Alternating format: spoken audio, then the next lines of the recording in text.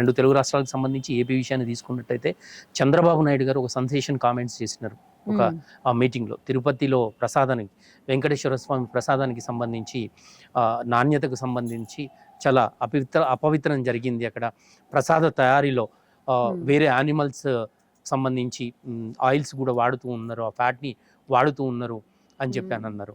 దీన్ని ఎట్లా చూడొచ్చు అంటారు? అంటే ఒక సీఎం పదవిలో ఉన్నటువంటి వ్యక్తి ఏ ఆధారాలు లేకుండా ఇలాంటి ఆరోపణ అయితే చేయరు కదా. 100%. దాన్ని మనం ఫస్ట్ వచ్చేసి ఆయన అప్రిషియేట్ చేయాలి.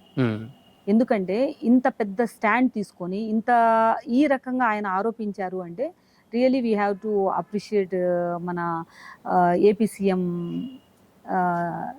చంద్రబాబు నాయుడు గారిని. సో ఎలా అంటే అండి, బిఫోర్ ఉన్నటువంటి పార్టీ ప్రతి ఒక్కటి బోర్డు మెంబర్ల దగ్గర నుంచి అలాగే వచ్చేసి అక్కడ పైన యూనియన్స్ వర్క్ అయినా సరే ప్రతి ఒక్కరికి వచ్చేసి అన్యాయమే చేసింది, ప్రతి ఒక్కరిని వచ్చేసి దోచుకుంటూనే వచ్చింది. రైట్, ఆ నాయకుల దగ్గర నుంచి అయినా సరే, వాళ్ళ ప్రేక్షకుల దగ్గర నుంచి అయినా సరే, దెన్ వాళ్ళు ప్రతి ఒక్కరు ఏం చేస్తున్నారు, ఆ రకంగానే దోచుకుంటూ వెళ్తున్నారు.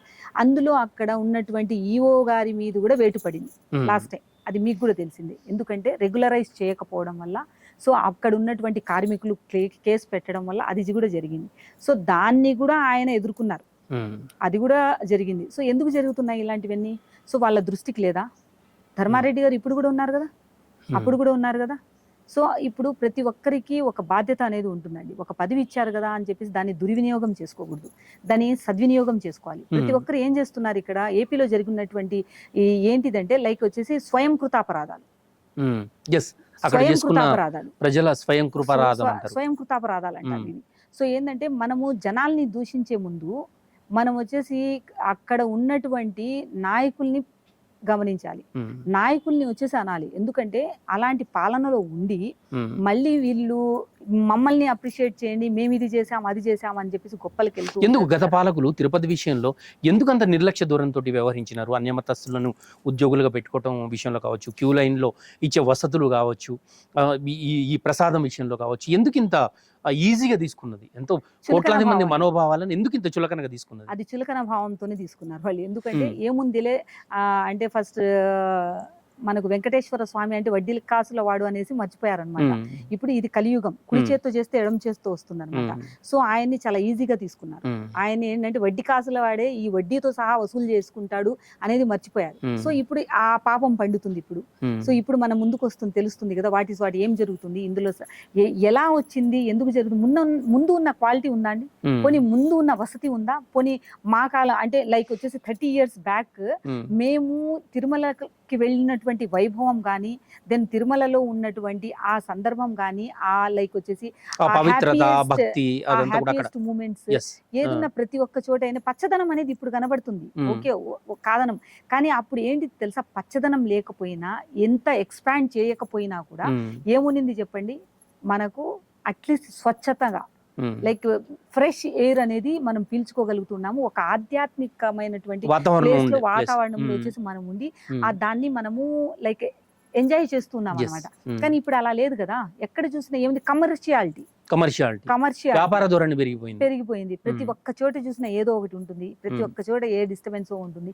అక్కడ కూడా తాగి వచ్చే వాళ్ళు ఉన్నారు, అక్కడ కూడా వచ్చేసి నాన్ వెజ్ యూస్ చేసే వాళ్ళు ఉన్నారు. ప్రతి ఒక్కరు అంటే ఏంటి, కమర్షియాలిటీ పెరిగిపోయింది. అది కమర్షియాలిటీ యూస్ అయింది అంటే అప్పుడు ఉన్నటువంటి బిఫోర్ పాలనలో ఉండే వాళ్ళకి తెలియదా ఇది ఇలా జరుగుతుంది, దాన్ని ఎలా మనం సవరించాలి, దాన్ని ఎలా మనం కట్టుదిట్టం చేయాలి అనేది తెలియలేదా? ఒక పవిత్రమైనటువంటి అంటే తిరుపతి వెంకటేశ్వర స్వామిని ఎలా కొలుస్తారంటే ప్రతి ఒక్క గుడికి అనుసంధానంగా అని చెప్పేసి చూసుకుంటారు.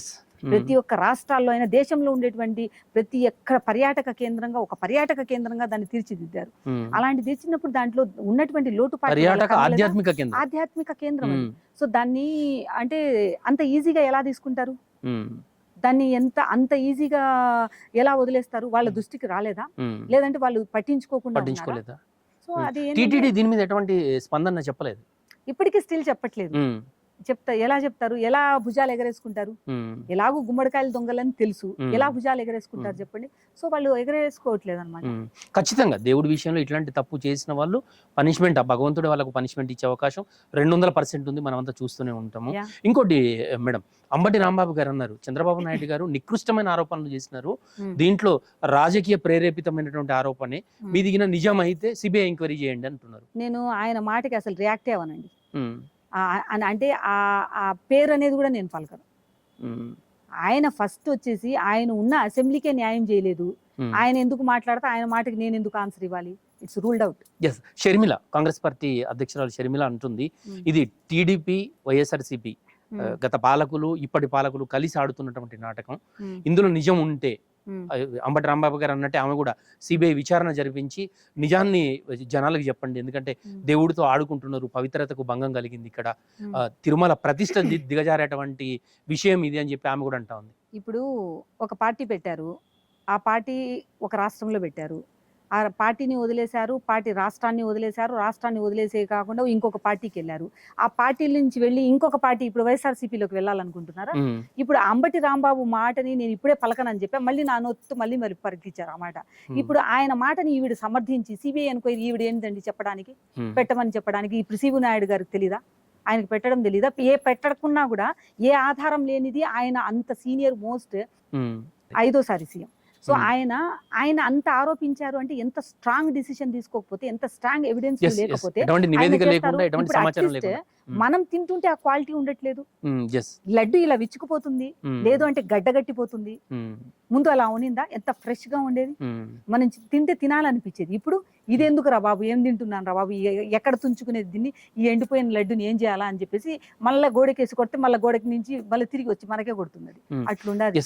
అన్యమతస్థుల విషయంలో కూడా గత ప్రభుత్వం చేసినటువంటి పద్ధతులు ఇంకా జరుగుతున్నాయి, ఏమన్నా కాస్త మార్పు? వాళ్ళు మత మార్పిళ్ళు చేశారు, చేస్తూనే ఉన్నారు. అప్పటికి కూడా నేనంటే లైక్ మేము ఎప్పటి నుంచి అనుకున్నామంటే, విహెచ్పిలో నేను ఉన్నాను కాబట్టి, లైక్ రామజన్మభూమి అడ్వైజరీ బోర్డు మెంబర్గా ఉన్నప్పుడు మేము ప్రతి 10 రూపాయలు కూడా జనాల నుంచి పోగు చేసి రామ మందిరాన్ని కట్టించిన వాళ్ళం మేము.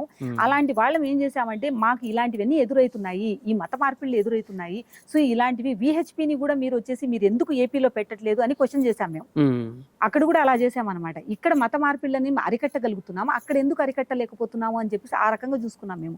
సో మేము ఒక రకంగా ఏంటిదంటే లైక్ సాంప్రదాయబద్ధంగా సనాతన ధర్మాన్ని అయినా సరే, హిందుత్వాన్ని అయినా సరే కాపాడాలి అనే ఉద్దేశంతో ఫస్ట్ ఏం చేశాము, కళాకారుల నుంచి అంటే జానపద వృత్తి కళాకారుల దగ్గర నుంచి వాళ్ళని పోషించుకోవడానికి అని చెప్పేసి స్టాండ్ తీసుకొని వచ్చాము.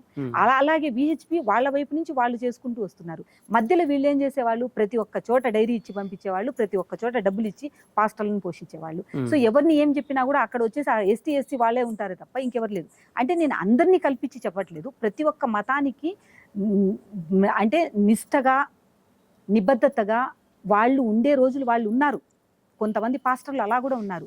కొంతమంది లైక్ ఫేకర్స్ని కూడా వచ్చేసి ఇన్వాల్వ్ చేసేసి వాళ్ళు ఏంటిదంటే రెచ్చగొట్టడము, వాళ్ళు దానికి రెచ్చిపోవడం. రాజకీయ పరంగా అంటే దైవం కోసం ఉన్న ఒక మనిషి రాజకీయంగా ఎలా రియాక్ట్ అవుతాడని, ఎలా ఇన్ఫ్లుయెన్స్ చేస్తాడు అవతల వాళ్ళని? సో అది తప్పు కదా. నిజంగానే దేవుణ్ణి నమ్మిన వాళ్ళైతే అలా చేస్తారా? కానీ అలా జరిగింది అక్కడ. సో ఖచ్చితంగా జరుగుతుంది.